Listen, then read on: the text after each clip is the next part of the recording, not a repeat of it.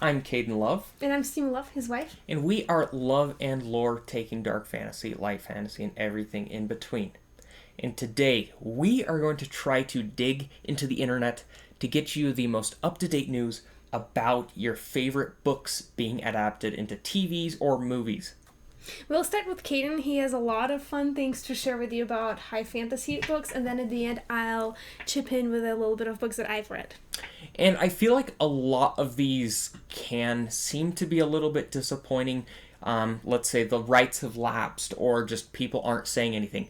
I know so many people are so excited for Sanderson to adapt Mistborn, Stormlight Archive, and honestly, the most up-to-date I think we're going to get to that is during the Dragonsteel Nexus convention in December, so hopefully we can provide an update then if you haven't heard about it otherwise. I do want to start off with some better news. This one is coming from Joe Abercrombie, the author of the First Law series. One of my favorite series ever. Wonderful characters, and most likely if you're a Joe Abercrombie fan, you have heard that Best Served Cold is being adapted to film. This is a very weird thing for those that have read his books to recognize, because how the First Law series works is we have the main trilogy, the Second Era trilogy, The Age of Madness, and then you have 4 standalone books, one of those just being a collection of short stories. The first of those standalones is called Best Served Cold. In my opinion, best book in the series, but it takes place after the original series. The main character runs into plenty of significant characters after some big events that have happened. So it will most likely spoil some big things that occur in the first trilogy. So I don't know how they're going to work around that. If they do the original trilogy, I think it'd be great to do as a TV series, but we'll get to that. What we do know is that Tim Miller is set to direct this. Tim Miller is credited with directing Deadpool, Terminator Dark Fate, and he has executively produced the Sonic the Hedgehog movies, which are pretty fun. And this one did get me a little nervous. He's uncredited as the director for the reshoots of the Borderlands movie, which didn't do well. But to give you a little more faith to that, he did do a couple of Love, Death, and Robots episodes, which that is an amazing series. And he is also the creator of the Secret Level anthology series coming to Amazon later this year.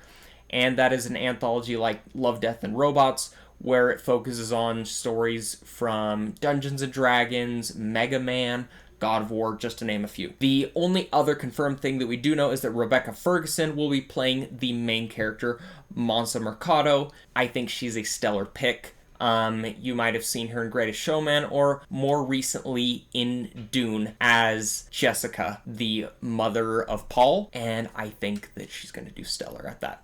She's an awesome character, and if you don't know anything about this is the best revenge story ever written, in my opinion.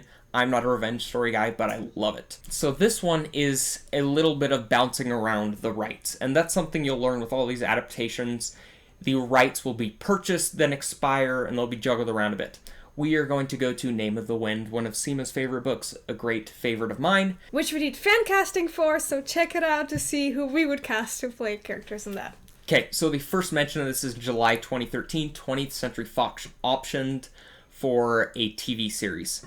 They had a team kind of set out. 2 years later, the rights expired and went back to Rothfuss. The last big mention was that Lionsgate wanted to do the TV series, and Hamilton creator Lin-Manuel Miranda is actually a big fan of it, so he's attached to serve as executive producer of the television series with some others, even composing the music, which, honestly, I'm not the biggest musical person.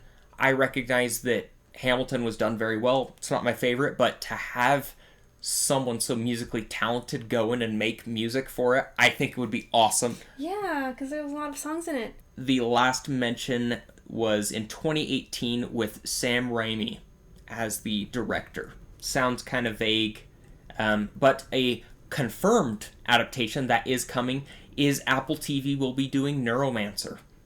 This is one of my favorite sci-fi books. Similarly to Blade Runner and Do Androids Dream of Electric Sheep, I think you can adapt it. It will just be pretty different. So I'm really interested to see how this goes, especially with our modern knowledge being put into this book that is so old that was, whenever Case, the main character, jacked in, not having an idea of what the internet really was. It was a really interesting book to read. So it looks like the last updates we heard were around June 2024 when they announced some of the main cast, and Apple TV's done really well with a lot of things, so I'm excited to see where this ends up. Going to Mark Lawrence, the author of the Broken Empire trilogy, we have just the faintest mention, and it is that in 2017, Paramount Pictures acquired the filming rights to the trilogy. Filming is yet to be scheduled. Mark Lawrence fans, maybe we'll get something there.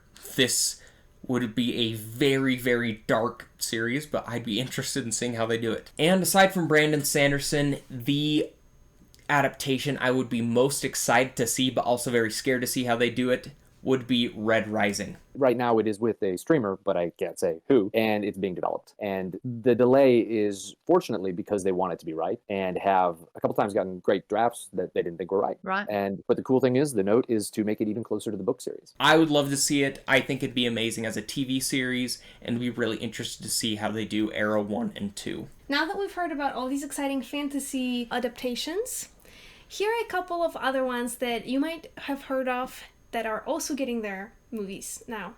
First is Piranesi. Laika is doing the adaptation, which is super exciting. This is where it gets interesting because I feel like Piranesi is a very grown-up book. Not necessarily because it's only for adults, but the contents are kind of more psychological. So I'm curious to see how they're gonna do it. Are they gonna adapt it to be more kid-friendly and like interesting for kids? Or are they gonna do it like a full-on, this is animation for adults? We'll see. Yeah, because I feel like Laika definitely does tend to be in that realm of more for kids, but there are, adults can enjoy it. This one definitely, I think, needs to take a more serious nature. I think it could be very well done, but like you said, it's kind of ethereal. It's weird, but we'll see how it goes. Yeah. Next one is the one that I'm most excited about, and it is the adaptation for Lunar Chronicles. This is a YA fantasy that is just out there for me. In June 2023, it was announced that Locksmith and Warner Bros. Pictures Animation will produce the Lunar Chronicles. So it's going to be animated, it's going to be a show, and it's not clear yet when it's going to be released or how the animation style is going to look like, but I'm really excited. Seeing the covers that we have, I think you can get the wrong idea of how the series looks just from what you've told me about it, because those older covers are pretty lame. But there's some new covers, especially for Cinder, that I love. I love the colors, the art style for it. So I think going something kind of like that cyberpunky futuristic look would be cool, and especially with a growth in popularity for things like Arcane or Into the Spider-Verse. I think there's a potential they could do a really cool 2D, 3D clash there, kind of like how they do. And I miss just classic 2D animation, which we've seen some good ones. Vox Machina, Invincible. I think doing an animated adaptation is such a fun choice, and I'd love to see it for a lot more books. Yeah, since you mentioned all that, I am praying that they don't just do like Disney 3D and that they don't do like a Monster High kind of animation. Like, I really hope they do something interesting and cyberpunky. Another adaptation I'm pretty excited about. It's not a fantasy book, but Twilight is getting an animated series, which is going to be based not just on Twilight, but actually on Midnight Sun, which is Twilight retold from the perspective of Edward, which I actually really liked. I think it's superior to the original Twilight. So I'm pretty excited. And again, we don't really know what's the style of the animation going to be because it's going to be animated. But what we do know is that it's gonna premiere on Netflix in late 2025 or 2026. Which is pretty soon. Yeah. I haven't read Court of Thorns and Roses, but I've heard rumors that it's going to be adapted, and Wikipedia confirmed it, and it says that there were some rumors about it being scrapped, but actually not, so this one is kind of in the air. We don't know a lot about it. And I think that's the same thing with Fourth Wing. Noticing a lot of big books, I think there are some that you can kind of just guess are going to be adapted. Yeah. So here, I want to see, what are some of your predictions for books you think might be upcoming adaptations, or ones that we'll hear about soon? Okay, I don't think I even need to mention Brandon Sanderson because I think his stuff will get adapted. It is so popular, it's so good, and you've actually heard rumors or not rumors going around that he's talking to Hollywood currently and they're trying to reach some kind of conclusion and consensus. And from those that talk to him know that he is looking for control for his stuff, which is so understandable with so many authors having their work just thrown to garbage, because I feel like that's a very hot topic today, just bad adaptations, and, he wants to see this done well. If there is any progress, like I said earlier, I think that this will be announced at his convention later this year, Dragonsteel Nexus, noting that there is a panel that is called something along the lines of like film adaptations in fantasy. He does love making big surprise announcements, so if there's anything happening that he wants us to know, I think we'll hear about it then. What about you? Do you have any predictions or things you think we'll get? I think that John Gwynne is a pretty big author right now. I think that there is a chance for things like him.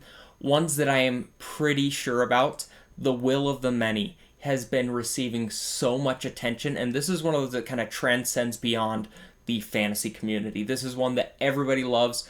Book Talk's talking about. James Islington is coming out with the next book sometime relatively soon, and I think that this one could be adapted more later on when the whole series is finished, but I think that this one is a very likely candidate. Noting as well the wonderful Dungeons & Dragons movie that was a big surprise to all of us. It was so much fun, and noting Baldur's Gate doing very successfully, I don't see any reason why they wouldn't go back to R.A. Salvatore's work with Forgotten Realms, notably Drizzt and the Dark Elf trilogy. I think that this would make such a fun adaptation. It is an older series, but just with the recent resurgence of Dungeons & Dragons doing so well, not only in just the fantasy community, but now being accepted by people worldwide, I think this would just be a great one to see. And this one is kind of a little out there, but noticing alongside Red Rising, Christopher Rocchio's Sun Eater series is really growing in popularity, and as that popularity continues to grow, I could see there being a chance for that. Just one last little note. I love seeing independent fantasy being really successful. Most notably, recently we have the Silo series on Apple TV, also with Rebecca Ferguson. Very few people know that this was actually independently published originally. Hugh Howey later sold the rights, and it was traditionally published, but this is something very similar that we just saw with Dungeon Crawler Carl. Ace got the print rights for Dungeon Crawler Carl, and I'm so glad that it's receiving all the attention that it deserves, because even when it was just independently published, it was so loved and adored.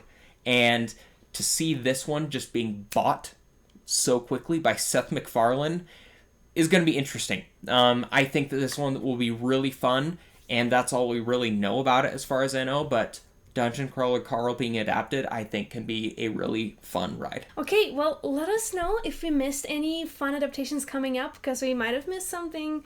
So let us know in the comments, and I hope you enjoyed watching this video.